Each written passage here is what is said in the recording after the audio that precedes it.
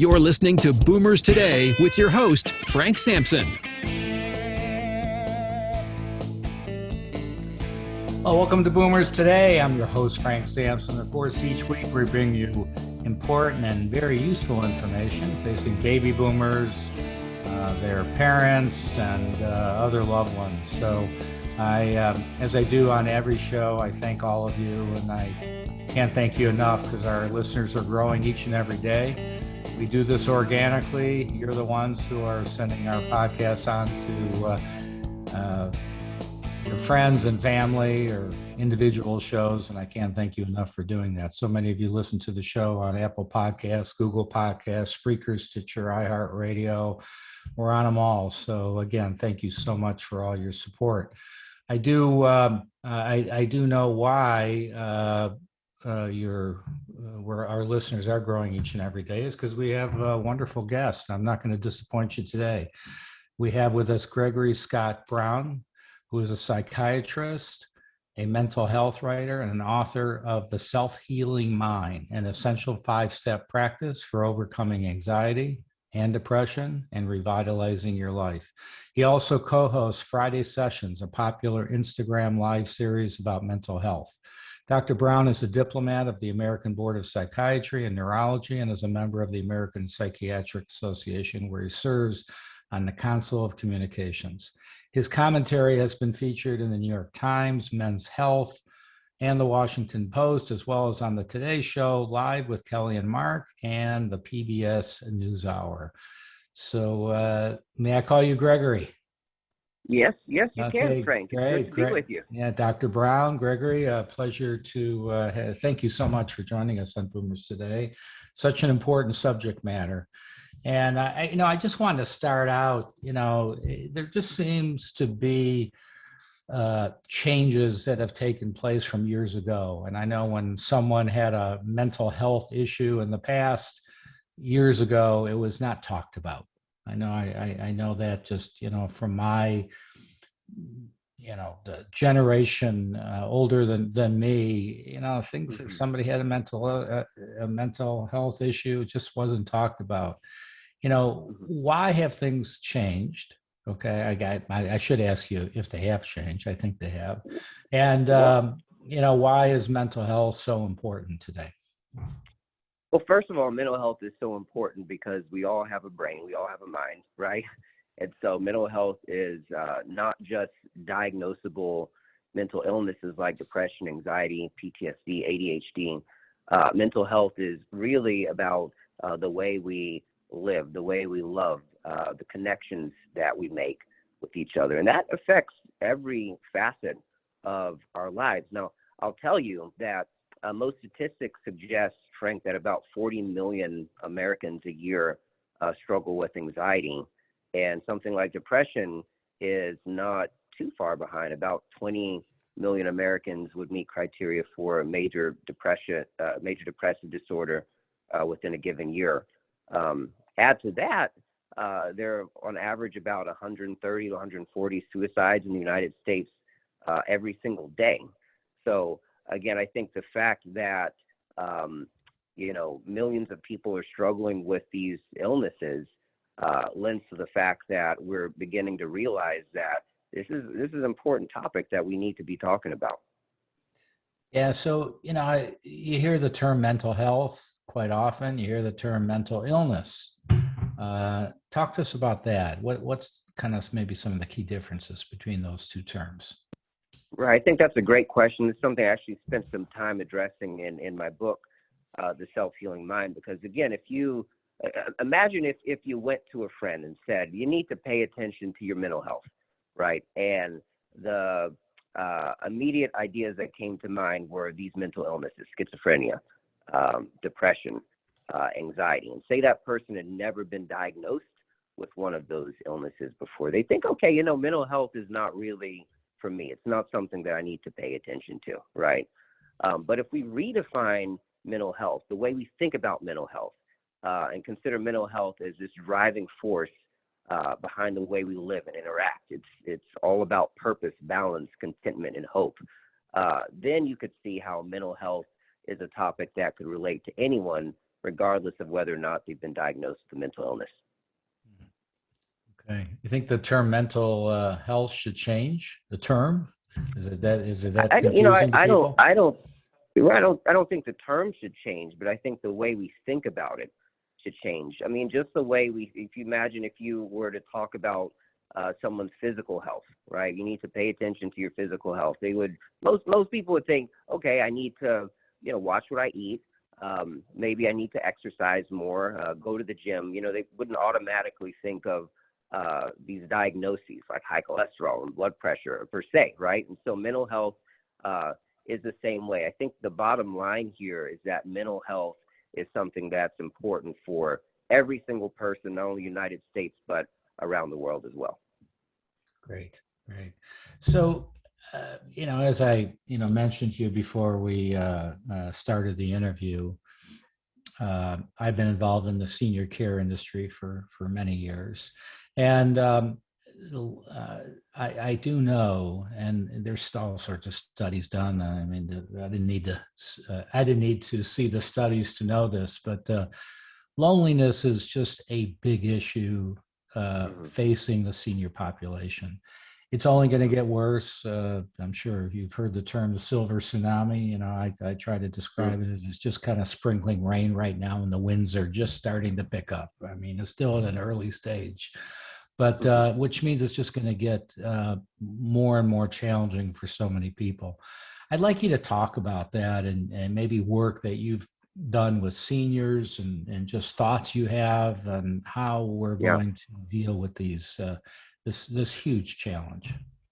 Well, I'll say this: the Surgeon General, Dr. Vivek Murthy, I've had an opportunity to interview him and speak with him over at Men's Health.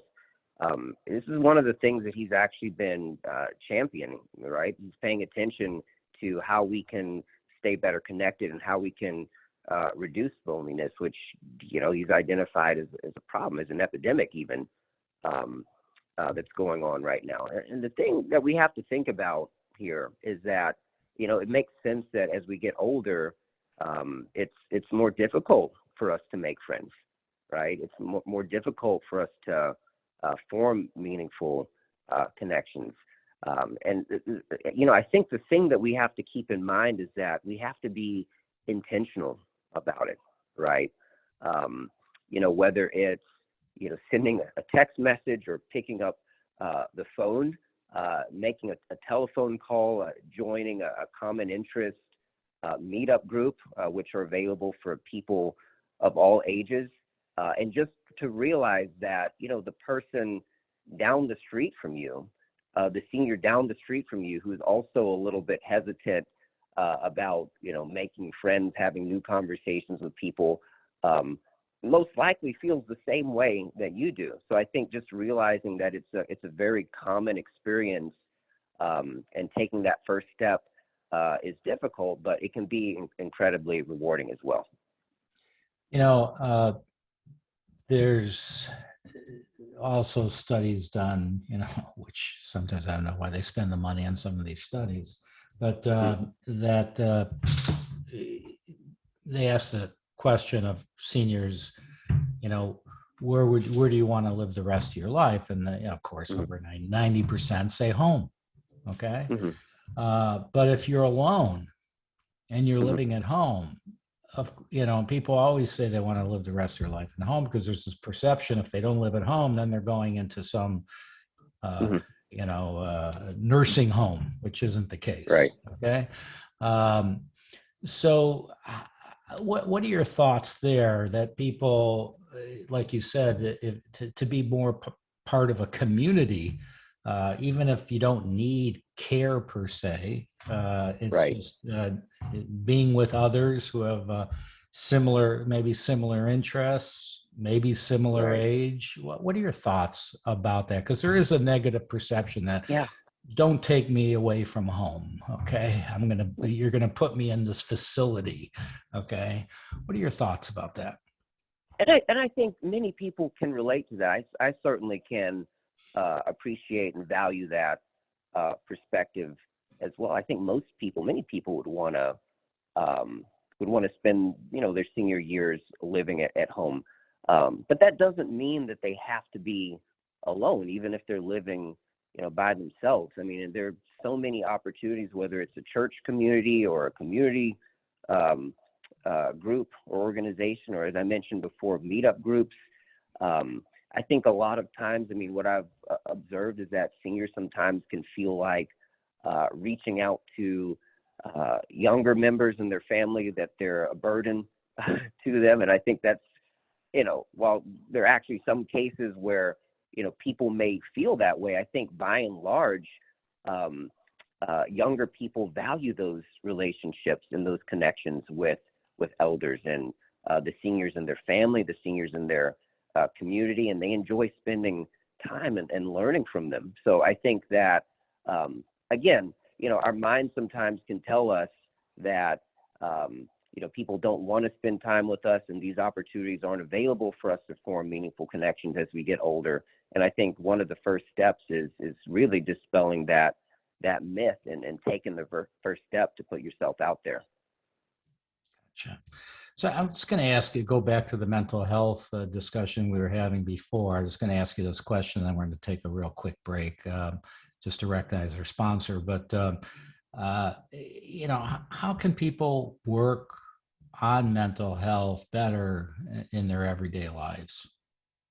Right. So I think that's an excellent question. And I think that it really starts with actionable self-care, right? And so you don't have to see a psychiatrist or a therapist to be paying attention to your mental health, focusing on what I call the 5 pillars of self-care in my book: sleep, spirituality, nutrition, breath work, and movement. Even if it just means, stretching in your chair for 10 minutes every day, taking a walk to the mailbox, spending 5 minutes a day focusing on intentional breath work. I mean, these small steps can result in huge gains when it comes to not only focusing on, but improving your mental health.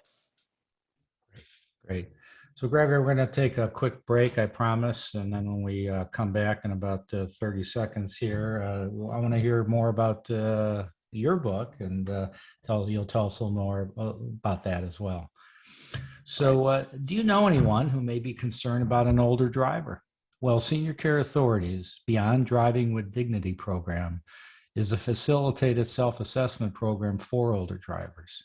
This program has been designed to serve as a vital tool to facilitate older drivers and their families as they make the appropriate decisions regarding the future of one's safe driving career.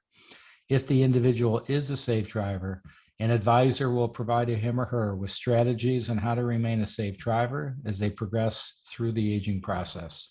If driving retirement is the appropriate decision, then the individual and their family are offered possible alternatives, resources, and a specific plan to ensure a smooth and successful transition from the driver's seat to the passenger seat.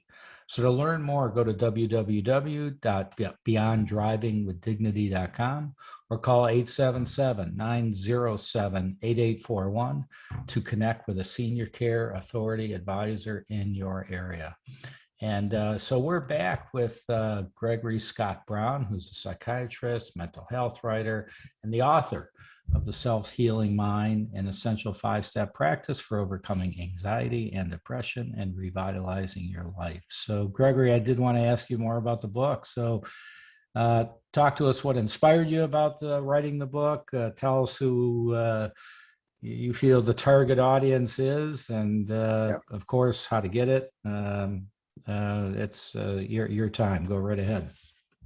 Yeah, so this book was actually years in the making, Frank. And I'll tell you, when I was in my early 20s, I actually struggled with depression. And at the time, I had a difficult time really connecting with a therapist. I was ashamed, like many people of all ages, when it came to talking about it with my friends and family.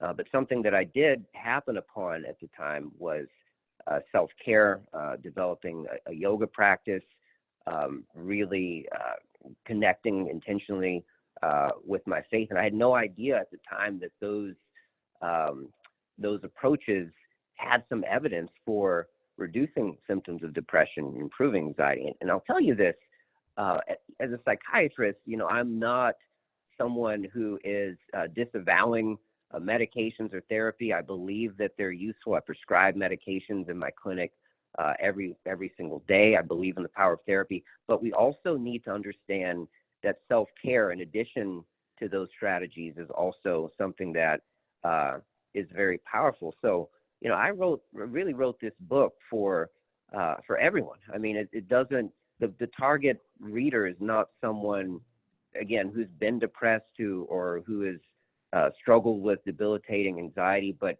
just anyone interested in learning things that they can do in their everyday lives, to live better and to experience more fulfillment, to experience more joy in their life, as well as people who are struggling with depression and anxiety. So I would just encourage anyone who's even remotely interested in their mental health to pick up a copy of the book, The Self-Healing Mind, give it a read, and then share it with someone that you care about. That's great. And I assume you get it on Amazon and other. You can get the book on Amazon. You can get it your independent bookstore. I mean, wherever books are sold. You can also visit my website at gregoryscottbrown.com, and that'll link you to how you can get the book as well. Great. Yeah, you have a lot of good information on your website. I took a peek at that, so it's great. Thanks. Appreciate that. Yeah. So you were talking about self-care before, and you talk about in your book about evidence-based self-care. Mm-hmm. Maybe get into a little more explanation on what you mean by that. And go right ahead. And I think that's an excellent question, because you turn on your television, you read paper or magazine, you get on social media, and you'll see all sorts of people out there giving self-care advice for mental health. And I just think it's important. So my work as an MD, as a medical doctor, I mean, I just want to make sure that the strategies that I'm addressing here have robust evidence to back them up, right? And so those are the techniques that I actually outline in the book. So when I talk about nutritional psychiatry, for example, nutrition is one of the 5 pillars of self-care. There was a study, for example, called the SMILES trial, which actually looked into the fact that when people add more anti-inflammatory foods to their diet, when they eat more of a Mediterranean type diet, it can actually reduce depression scores, right? Right. Another study looking into movement, right, published in the American Journal of Psychiatry, found that people who move their bodies more have a reduced risk for depression, regardless of age or geographic region. And so that applies to seniors as well. So I just want to make sure that the advice that I'm giving in the book is backed by some good science. Great.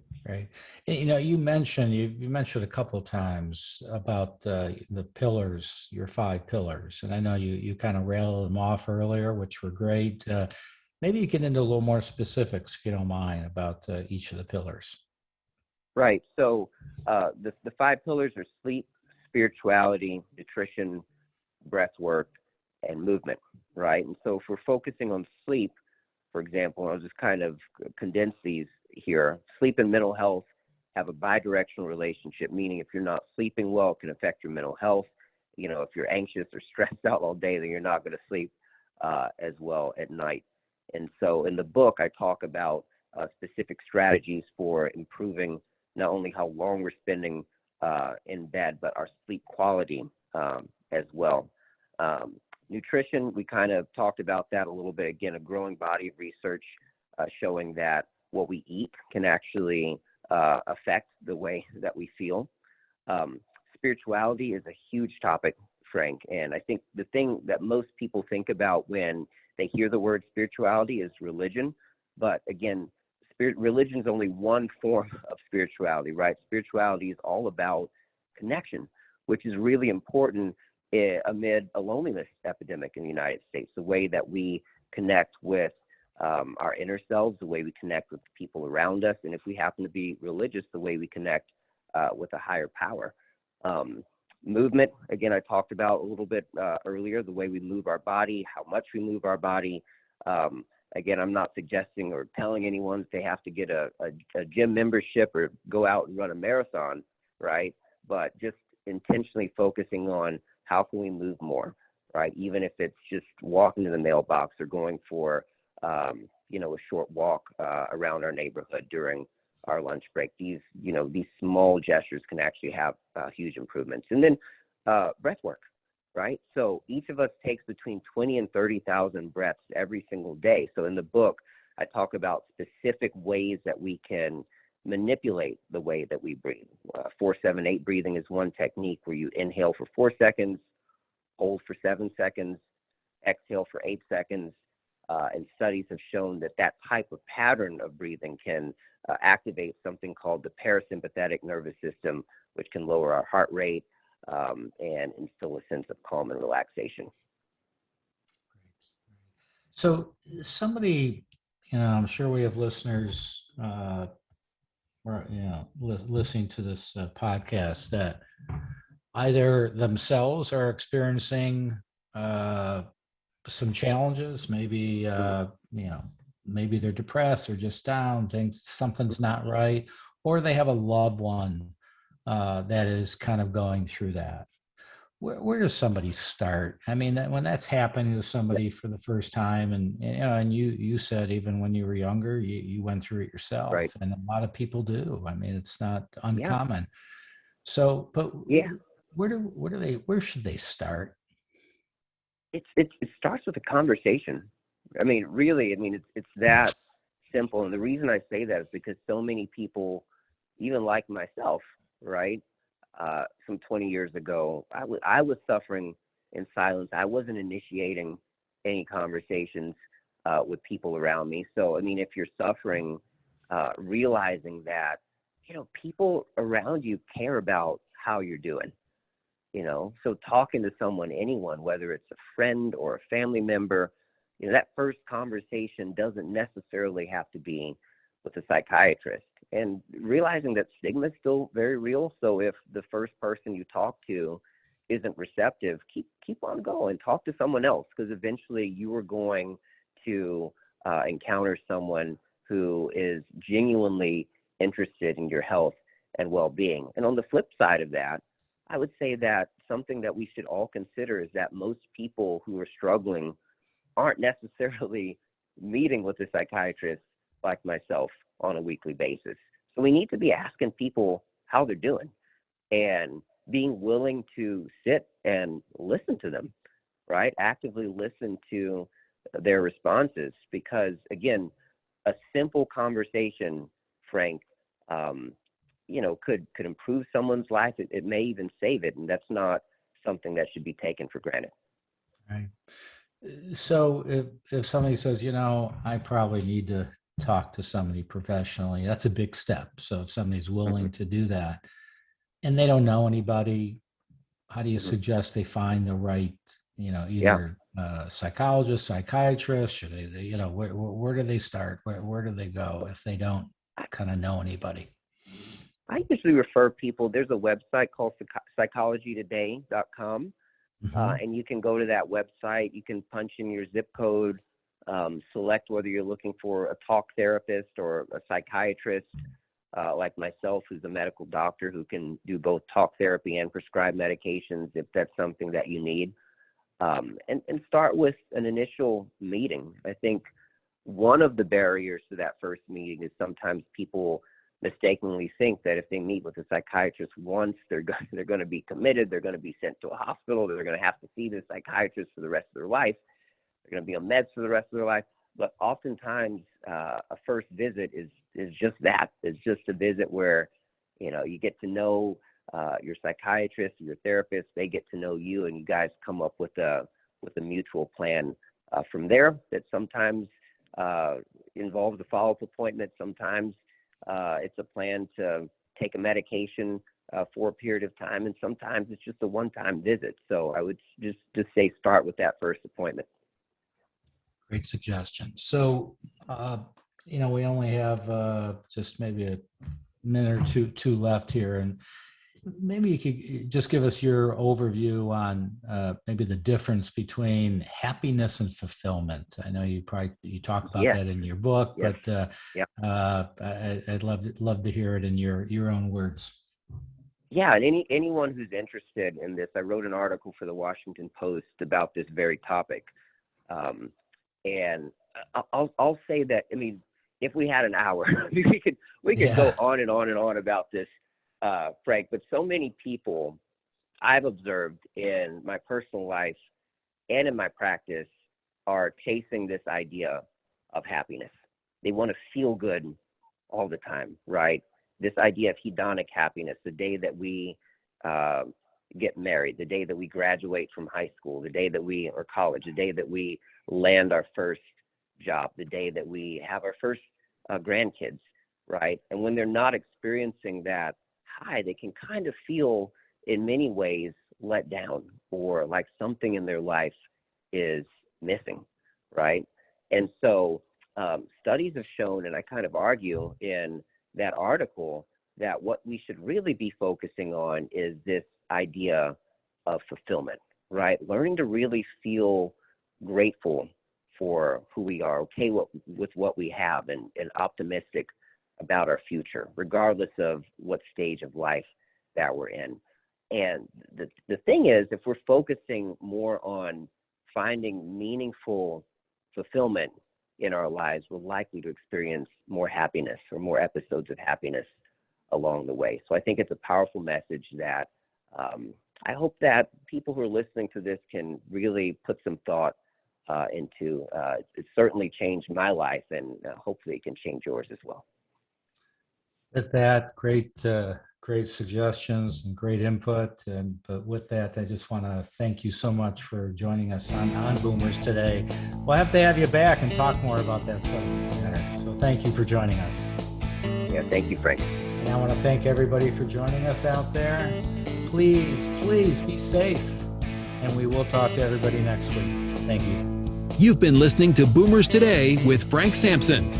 To learn more about today's show, visit boomerstodayradio.com and join us next time for another edition of Boomers Today.